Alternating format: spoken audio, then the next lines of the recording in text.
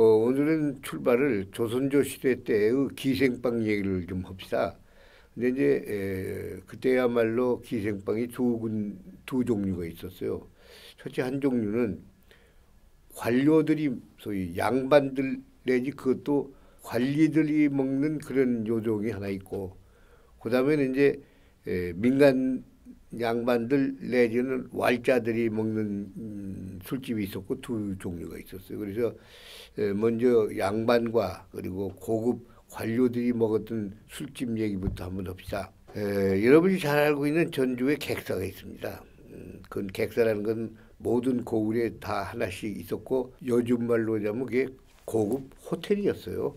즉 따라서 객사라는 건 고려 때부터 있었다 하더라도 고려는 그냥 순수하게 고급 손님을 재우는 객관이었는데 조선시대에 와가지고 객사는 두 개의 기능이 있었죠. 하나는 고급 손님이 자는 방이고 하나는 임금님을 모셔놓고 초하루 보름날 거기다 망배를 했던 겁니다. 근데 지금 현재 어느 객사도 다 그렇고 특히 전주 객사를 가면 객사 건물 하나만 딱 달랑 남았습니다. 특히 전주 객사는 여기서 향해서 오른쪽은 일제 때 일본 친구들이 도를 내는 바람에 잘라져서 없어졌다가 지금 재건을 했죠.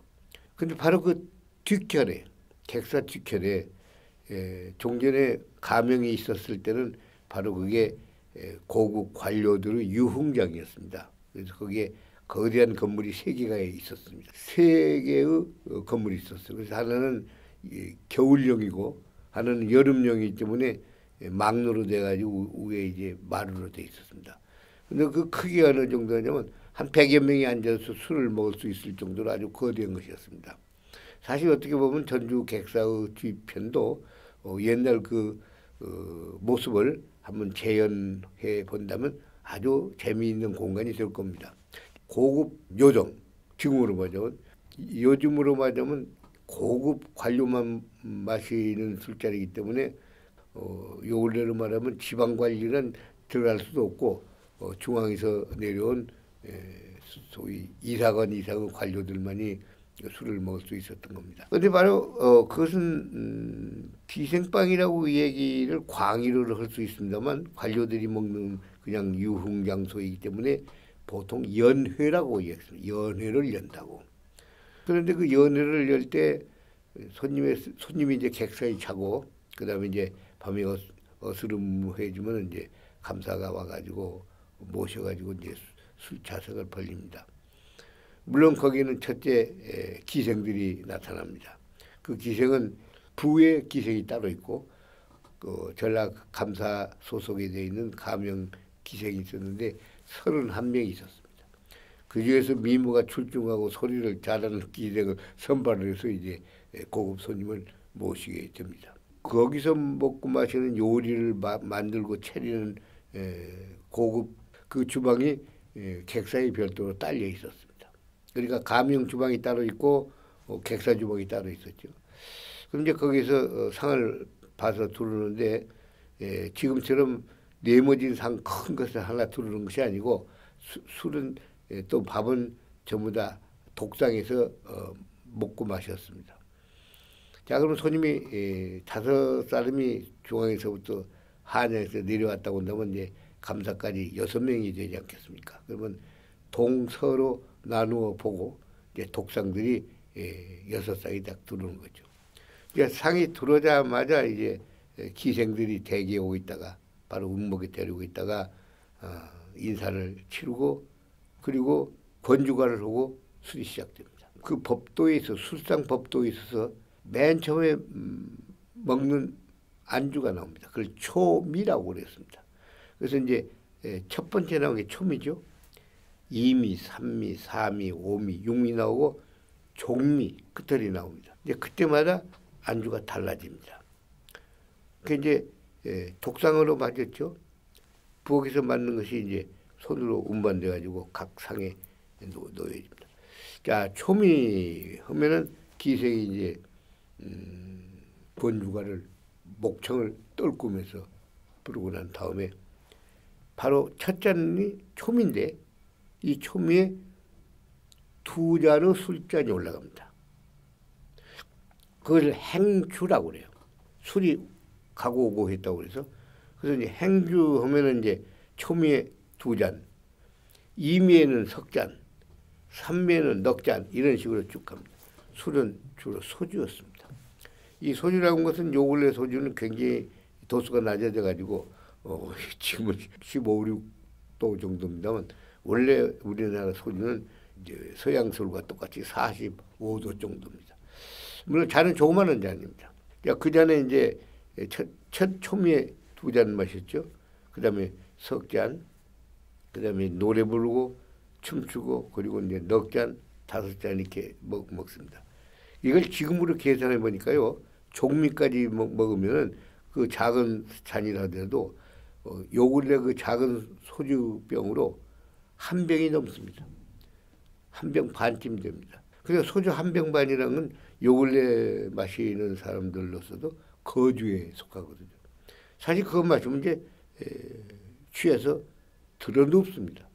이게 보통 좀 견딜만한 사람은 그걸로 참 기분이 좋다고 그러지만 여기 감사에 왔던 미암이라는 분이 기록을 남겼는데 보니까 누워서 자버렸어요. 그런 정도 취한 겁니다. 자, 이제 그렇게 되면은 끝머리 노래를 부르고 이제 춤을 추고 그리고 이제 헤어져 가면은 대충 야밤중이 되겠죠. 이것이 지금까지 말씀드렸던 것이 객사 뒤에 연애를 하던 고급 관료들의 소위 술차석이었습니다. 자, 그럼 이제 기생도 보통 기생 또는 기녀라는 말을 씁니다만 기생은 일반적인 명칭이고 기녀는 한문 문화권에서 다 기녀라고 합니다. 중국에서도 일본에서도 우리나라에서도 그냥 기녀라고 합니다. 그러니까 기녀라는 말은 한문으로 볼 때 전체 광역의 기생을 말하고 우리나라는 특별히 이제 기생이라는 단어가 있습니다. 중국은 유녀라든가 기타 이름으로 부르고 일본은 게이샤가 있었죠. 그래서 이제 기생이라고 하면 특수한 신분이 그래서 노비 호적에 올려 있을 정도로 아주 천한 몸입니다. 고급 관리만 상대하기 때문에 머리는 양반이고 가슴은 뜨거운 열정을 가지고 있고 그래서 아주 기생이라는 이 계급이 몹시 요상스러운 그런 존재였습니다. 이 기생들은 바로 육성과 양성을 했습니다. 교방이라고는 기생학교가 별도로 있어가지고 대개 그때 연령으로 보니까 5, 6세 되는 아이들이 들어가가지고 12, 3세가 될 때까지 교육을 받습니다. 주로 이제 노래, 그 다음에 이제 무용, 춤추고, 그 다음에 기악, 그리고 이제 예절과 예법 보이고, 그 다음에 시와 서예, 그래서 아주 막강한 예술인으로 양성이 됩니다. 자, 이제 교방에서 이제 육성이 된 다음에 머리를 얹게 됩니다. 일단 머리를 올리면은 정식 기생이 돼가지고 독립을 하게 되는데 바로 아까 교방이라는 것은 기생의 교육기관이고 또 한편으로는 기생의 관리사무소입니다. 그래서 거기에는 이제 여러 명의 관리들이 있고 잠자리를 할 수 있도록 다 놓여져 있습니다. 그러니까 요즘 말로 그냥 연습장이 있고 침실이 있고 그렇게 되어 있었죠.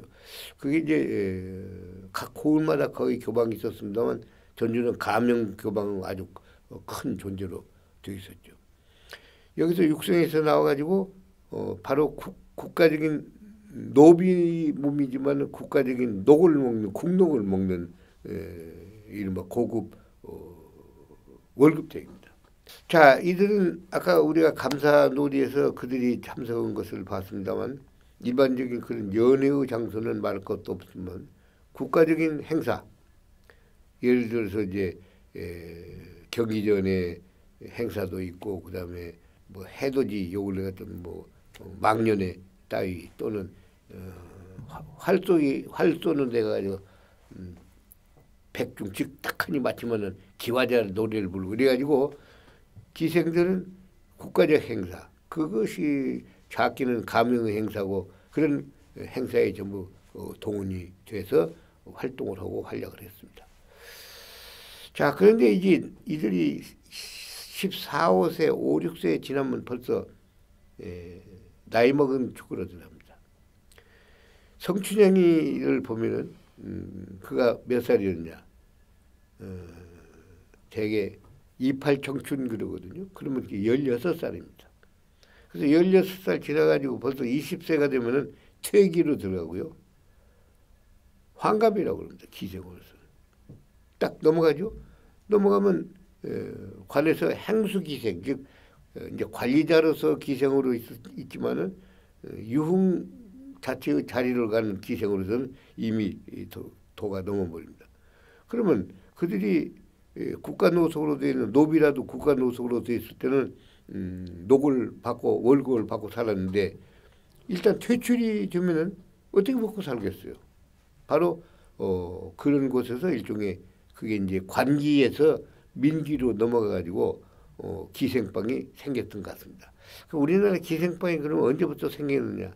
이 역사적으로는 매우 캐어내기가 어렵습니다만 역사적인 기록으로 세종 때 보면 이미 기생 기록이 나옵니다. 그러니까 관기 이외에 민기로서 자 이제 민기들이 많아지게 되면은 자연히 경쟁이 붙고 그들도 숙박이 생기겠죠. 요즘으로 하자면 집을 전세를 내고 사글세를 내가지고 방을 또는 사무소를 얻어야겠습니다만 대충 그때는 기생이 살던 자기 집에서 냈던 것 같아요. 그래서 이제 그걸 저희 기생방이라고 그러고 거기에 이제 출입을 하게 되죠. 물론 양반 계급 젊은 자녀들이 출입도 합니다만 대체적으로 주목계라 쓰는 왈패라든가 왈자라든가 그런 친구들이 해서 큰 이제 싸움이 나오고 그런 식이 되죠. 그러나 이제 기생에도 그 당시에 보니까 계급이 좀 있습니다. 품격과 계급이. 그래서 1패, 2패, 3패를 얘기하는데 1패는 순수한 예인으로서 소위 관비가 되어 있는 까닭에 아무도 손을 댈 수가 없습니다. 관노비로 있을 때는요, 이건 국가의 소유이기 때문에 일반 사람이 손댈 수도 없고 일반에게 가지도 않습니다. 이게 대충 이제 그렇게 품격 있게 노는 기생을 일패라고 그러고, 그다음에 이제 약간 퇴기가 돼서 밖에 나왔죠. 나오면 이제 아무래도 사람들을 많이 상대하고 오게 되니까 때로는 첩으로 들어가기도 하고 재취로도 들어가지고 가정을 꾸리기도 됩니다. 이건 이제 이패라고 그럽니다. 그다음에 그 속에서 이제 창녀가 생깁니다. 개방된 사회는 아니었다 하더라도 이 지구상에 어느 곳을 보더라도 이미 매운과 창녀가 있었기 때문에 역시 창녀가 있습니다. 이 창녀들은 삼패라고 그랬습니다. 그래서 이제 계급과 품격이 있는데 이것은 객관적으로 만든 그런 것보다도 오히려 어떻게 보면 기생들 스스로가 품위 있게 노는 쪽에서 너는 2패나 3패지 나는 1패다 하는 식으로 그들이 가름을 했고 이제 객관적으로도 패수를 정했던 것 같습니다. 자, 우리가 1패 기생으로서 지금 바로 얘기할 수 있는 게 아까 나온 성춘향이가 있죠. 황진이, 부안의 매창, 그 다음에 논계. 매창은 부안 기생인데 저쪽 서울에서는 좀 잘 모릅니다. 지금 부안에 가면 매창 공원이 따로 되어 있거든요. 그리고 허기훈이가 전주에 왔을 때 매창 집에 부안까지 가가지고 술을 먹고 노래를 같이 불렀던 기록이 나옵니다. 이제 이 기생이 대충 조선조 중엽부터 소위 기생방, 민기 이들 기생방이 조선조 중엽부터 서서히 생겨가지고 18세기가 되면은 상당히 맹렬한 기생방들이 있었던 것 같습니다.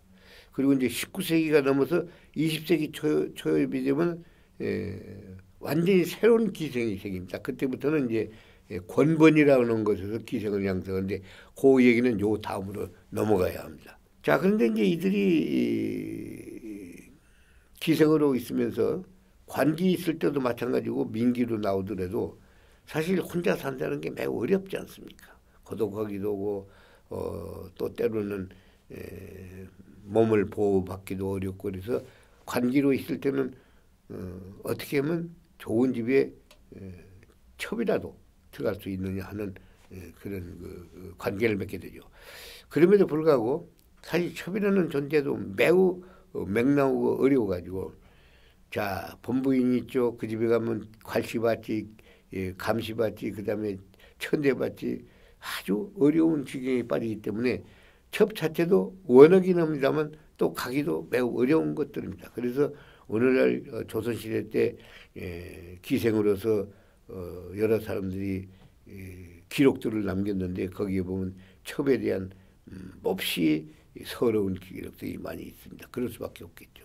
자, 이제 민간에서도 마찬가지입니다. 이제 첩으로 있을 수도 있고 나무 동반자로 있을 수 있고 그렇게 하면서 이제 술방을 내고 소위 기생방을 내고 돈을 벌고 그러니까 그게 이제 이패들 아닙니까? 대개 기생방 하면은 관기가 놀았던 아까 연회 장소 그건 거의 모르고 있고 전부 퇴기들이 만들어선 기생방 얘기만 흔히 하고 있고 그런 기록들만이 여러 가지 남아 있는 것으로 보입니다. 그러나 어쨌든 조선시대 때 매우 폐쇄적인 사회이고 윤리 도덕을 찾으면서도 기생이라고 하는 묘한 존재가 있어가지고 관에서는 관대로 또 민에서는 민대로 어떻게 보면 정서적인 또는 낭만적인 또는 예술적인 그런 세계를 많이 만들어냈습니다. 그래서 조선시대의 기생방은 어떻게 보면 매우 얄궂은 존재이면서도 우리나라 야사에서 그다음에 정사에서 커다란 족적을 남겼습니다. 아까 기생방 이외에 그러면 일반 보통 사람도 술은 어떻게 마셨느냐 몹시 궁금해지지 않습니까? 근데 이 술이라고 하는 게 동서고금을 막느라고 어느 사회나 있었다 하더라도 술은 곡식으로 만드는 까닭에 우리나라처럼 쌀을 식량으로 하는 나라에 있어서는 쌀로 술을 만들었기 때문에 금지령이 계속해 나옵니다. 엄격하게 심지어 차명받는 경우도 있었고 그다음에 이제 볼기를 얻어맞고 그렇습니다. 그래도 이 술이란 게 기기묘묘해가지고 숨어서 마시고 소위 밀주라고 그래가지고 집에서 해서 마시고 그러죠. 물론 옛날에 다 집에서 만들었지 사다 마신 건 아닙니다. 그러나 양조장 비슷한 것들이 조선사회에서 있었습니다. 그래서 이제 쌀이 모자라고 전량농가가 생기고 난리가 나면 쌀 소비를 억제하기 위해서 술을 제조를 금지하죠. 그래서 이제 금주령을 내린 겁니다.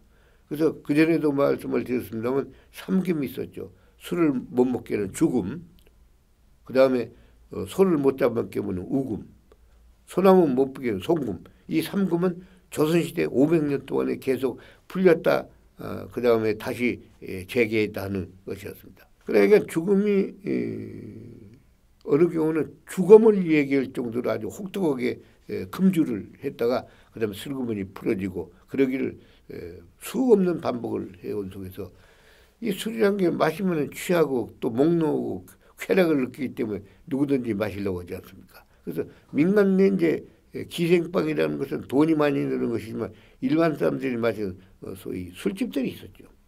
요즘에는 흔히 하는 말로 대포집이라는 말을 씁니다만 그건 대충 50년대 이후에 대포집이라고 하고 그전에는 선술집이라고 그랬죠. 그래서 선술집이라는 것도 사실은 20세기 초 이후에 나온 얘기고 그전에는 목로주점이라고 그랬습니다. 그 다음에 목로주점 다음에 내외주점이 있었고 모주집이 있고 색주가 있고 이런 몇 가지 종류가 있었어요. 이제 목로주점이라는 것은 지금으로 말하면 완전히 선술집입니다. 대포집으로. 어디로 가나 서울만 가면 그만이라고 술이 취하고 기분이 좋으면 될 거 아닙니까? 그래서 목로집에 가면 좀 비싼 것이고 그 다음에 색주집 가면 더더욱 비싼 것이고 그 다음에 모주집에 가면 막걸리 한 사발 들이킬 수 있어서 싸게 먹고 그런 상황으로 우리 선조들이 술 마시고 놀고 했던 것 같습니다.